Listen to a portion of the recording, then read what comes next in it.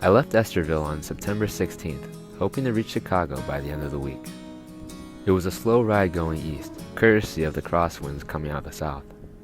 I was passing through corn and soybean fields as I made my way out to Lake Mills.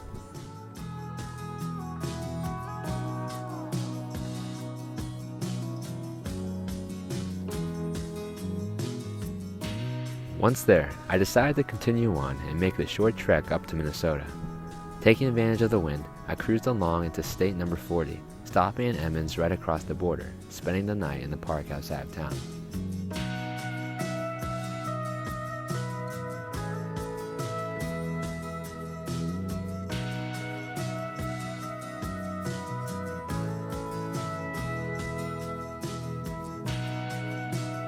The next morning, I did a stretch along State Line Road, following it east until it turned south back into Iowa.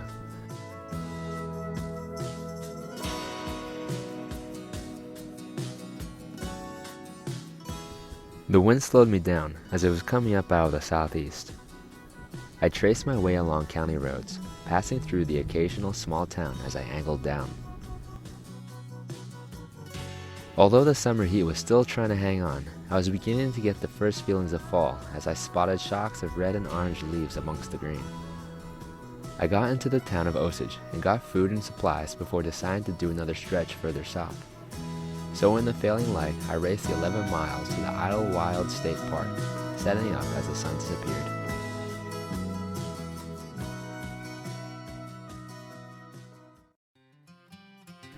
I left the park and followed the county road through town and onto 18 South. The wind had died down considerably, which allowed me to cruise along, which I was very happy about.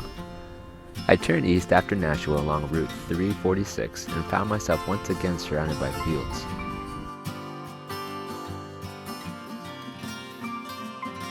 It was an enjoyable ride to Fayette, where I scouted out the area, happy to see the campground at the edge of town. While going into town for food, I passed by a couple of men outside the restaurant. Seeing my bike and gear, one of the men struck up a conversation. We talked for a bit, and to my surprise he offered me a lift out to Dubuque, about 90 miles east on the Mississippi River. I had been angling down towards Route 20, specifically to cross the Mississippi at Dubuque, anticipating on arriving a day and a half later. I was more than happy to accept his offer. There was a community social going on down the street, and the two friends invited me along. After pizza and ice cream, the bike was loaded up and I was on the road once again. I was surprised once more when he invited me to stay the night at his home outside of Dubuque. We arrived, and I got to meet some of his family and two dogs, sharing stories before turning in for the night, savoring the comfy night indoors.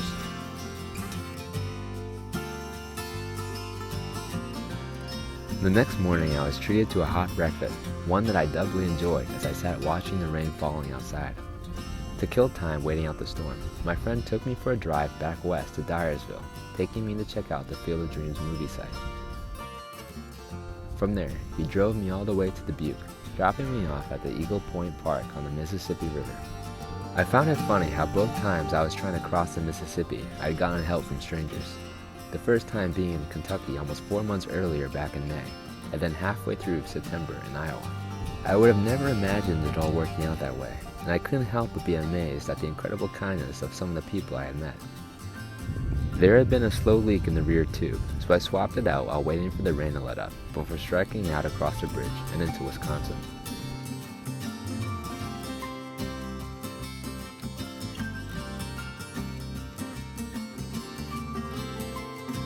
It was a short visit as I quickly cut south into Illinois, saying goodbye to State Number 41 and hello to Number 42. It was a busy and tough ride as I found myself in hilly country, but I wasn't complaining. Because of the lift to Dubuque, I was more than a day ahead of what I had expected at the beginning of the week. I ended up doing 50 miles to Stockton, Illinois, beat from the hills, but happy with the overall progress. The next morning, I started off on 20 before turning south for a ways. I hopped onto 72 East in an effort to avoid the traffic. The slower feel on 72 made for a much more pleasant time as I cut through cornfields and the occasional village.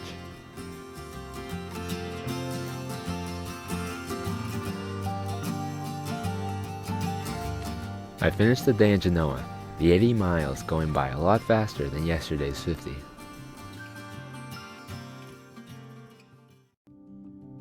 On the 21st, I left Genoa and set out for Chicago. I saw Chicago as a milestone, the beginning of the end of my trip, and I found it hard to believe that after all the time on the road, it was only 70 miles away. The roads into the city were nothing short of confusing, and so I put in the address and trusted Google to get me there. It did a great job, sending me through quiet residential streets and onto a couple bike paths. It was a fun time navigating the trails into the city.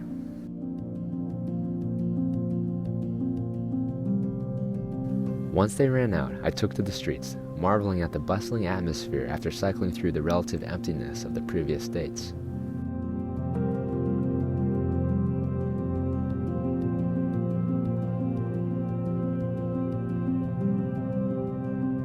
I reached the hostel, getting settled before meeting up with the best friend of a best friend. It was a great welcome into the city, and I had a lot of fun being treated to dinner, getting a drive downtown, and simply hanging out.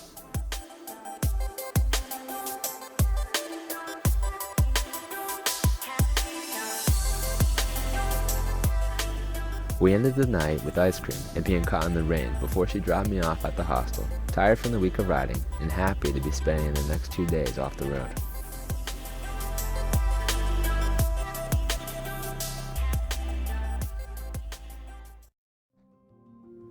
The next day was the end of week 25 and my first day off in Chicago.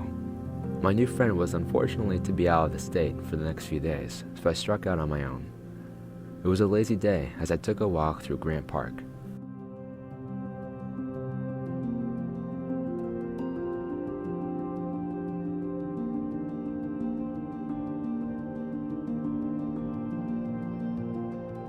I decided to check out the Shed Aquarium, enjoying the change of pace.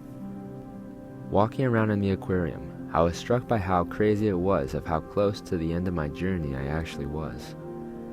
Because of the amendments I had made to my route, and more recently the lift I had gotten in Iowa, I was back on schedule. And if I kept to schedule, that meant that I would be home in less than a month. I could only shake my head and wonder at how fast it was all going by.